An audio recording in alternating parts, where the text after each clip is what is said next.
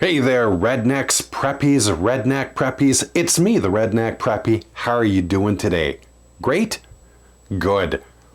A few months back, I did a dive into my range bag, and it occurred to me recently that I hadn't done the same for my Rimfire range bag. This video is more for new people out there who might need ideas of things to bring with them, but it might give graybeards out there an idea or two as well. As with my primary range bag, my Rimfire range bag pulls double duty. It carries both my rifle and all of my gear. The one that I'm currently using is the Savior Equipment American Classic Shorty. This was intended by Savior to be a rifle case for SBRs, but it works just dandy for my purposes. I did a review of this case a few years ago, and there is a link in the description below. I don't know if I'm in love with this case, but I have to admit the trademark features of Savior cases are present: durability and storage space. And I haven't found anything to replace it. Now, along the front, as you can see, there are 3 pouches, and we're going to start with the rightmost pouch. This is a catch-all pocket, so there's some random stuff in here. We have a couple of pads and a pencil, for those gun bunny phone numbers you get. A couple of chamber flags and some lip balm. For the gun bunnies, of course. Okay, the middle pocket typically contains 3 items. My membership card for the range that I go to, which isn't in there at the moment. My eye and ear pro. We've got, I know it's an Allen case, but that's for eye pro that's long gone. We have No Name Eye Pro. I don't know who made this, but I like these a lot because they have adjustable arms, which is great for those days. I've made this joke previously when your head shrinks and expands randomly. Also in there, my Walker XL 100 digital electronic earmuffs. If you saw my review of these, and there is a link in the description below, you know that I absolutely love these things. Moving over to the final pouch, we have a small case in there. Inside the case we have a couple of things. Typically there'd be ammunition for the day, but there is none in here at the moment, and magazines for the rifle, along with the OEM CZ magazines that I use. I also use NDR 15 round magazines. I plan on getting more of these simply because I really like them a lot. And there is a link to a review of them in the description below. There is a 3D printed chamber flag that I got from a cat in France that I like a lot. It works absolutely fantastic. On this side, another chamber flag. MDT just seems to throw these things at you every time you order something. And a 3D printed magazine loader, again from that same guy in France. On this side, a number of dry erase markers for the turret strips that I mark for quick scope adjustments, and I'll get into that later.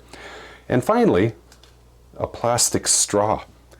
It's not for drinks. A few years back, Josh over at Pursuit of Accuracy showed a trick of blowing air down your Rimfire's barrel to get it pre-moistened, warmed, and lubed in the hopes of cutting down the number of rounds before your rifle settles down. Does it work? Well, I'm not sure, but it seems to. Okay, that's everything on the outside of the case. Let's get in there. We're going to deal with the topmost compartment on the rifle case, and along its lid are 2 zippered pockets. In this one, I have a small little toolkit. It's not for major issues, well, depending on how you want to define that, just to solve small problems to keep shooting. Attached to this grit board are the following: a pair of pliers, Allen key and Torx drivers, some snap caps, a lens cleaner, 2 different sizes of slot head screwdrivers, a cleaning cloth, and a tool to remove the turret covers on my scope. Over the next compartment, we have a couple of things. We have a collapsible cleaning rod. The only time I've ever used this was to remove stuck cases during my testing of 1960s Soviet ammunition. I was damned happy to have that along. A staple remover. My range prefers that we use tacks or the like when mounting targets to the boards, but if you aren't a jerk and remove your staples, they're cool with it.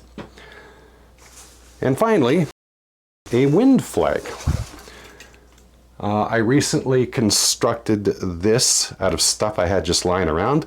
Might not be as fancy as some, but it works just fine, as you can see from the footage on the screen at the moment, and the cost was 0 outside of a few minutes of my time. Okay, moving to the other side of this compartment, we have this pocket here. Savior intends for these two to be used as handgun holders. I use them for more prosaic things. On this side, staples and a stapler. Over in this compartment, I keep my targets. Now, I like to say that I created this target myself, but in reality, it's an amalgam of 2 other targets that I found online. I use this one for 50-yard shooting. 2 sighting circles if you need them, and enough dots here that you can get 25 groups of 5 shots. Now, each of these dots here is 0.486 inches in diameter. So if you keep your 5 shots in the circle, you're guaranteed sub-MOA shooting. If you're interested in this target, my email is in the description below, and I can certainly send you the PDF. Next up, I don't use this one often, but occasionally I like to shoot the Canadian Rimfire Challenge scoring target. I honestly don't know if this is meant for 25 or 50 yards. I shoot it at 50 myself, though. Finally, is the target that I shoot at 100 yards. It's similar to those Champion sight-in targets that we all use, except that this one is 17 by 25 inches. So it's a little bit larger. And thanks to the extra size, you have a lot of target area to shoot at, and putting down 100 rounds in 5-shot groups is absolutely no problem on this. If you're interested, you can buy them in packs of 50 on Amazon. The company name is the Poetic ATFL box.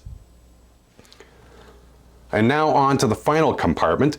This is obviously where my rifle is transported.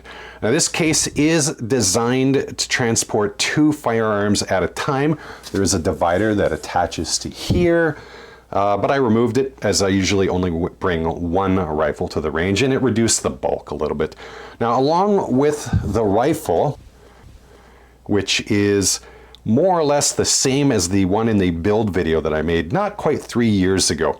About the only changes to this rifle since are a new bipod, a bag rider on the buttstock, and the use of this turret tape on the turrets.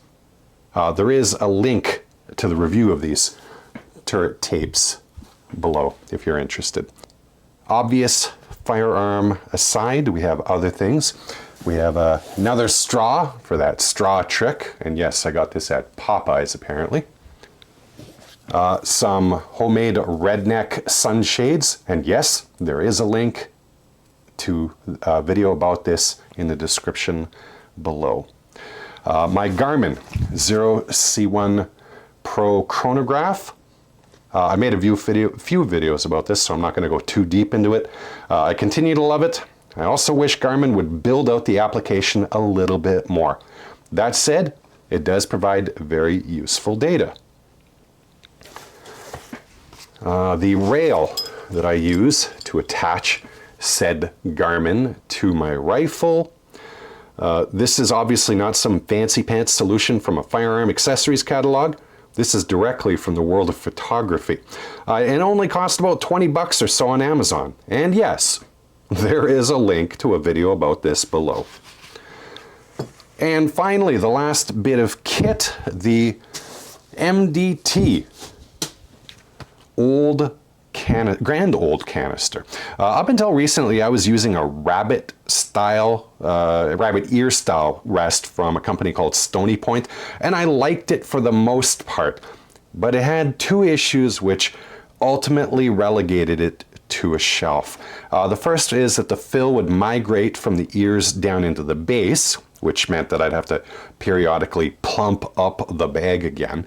And that was annoying, but it was fine. The second problem I couldn't solve short of replacing the fill, and that was its weight. It wasn't heavy, but it weighed more than it needed to. Now, I'm still in the process of testing this fully, but both problems appear to be solved. It's a single space, so the balls really, the fill inside really doesn't migrate anywhere. It's in one area. And it's extremely light. Now, I'm still trying to figure out whether I need to remove some fill from this. And they make it very easy. There's a Velcro opening on this side. But that's something I'm going to experiment with going down the road. And there you go, the Redneck Preppy's Rimfire range bag setup.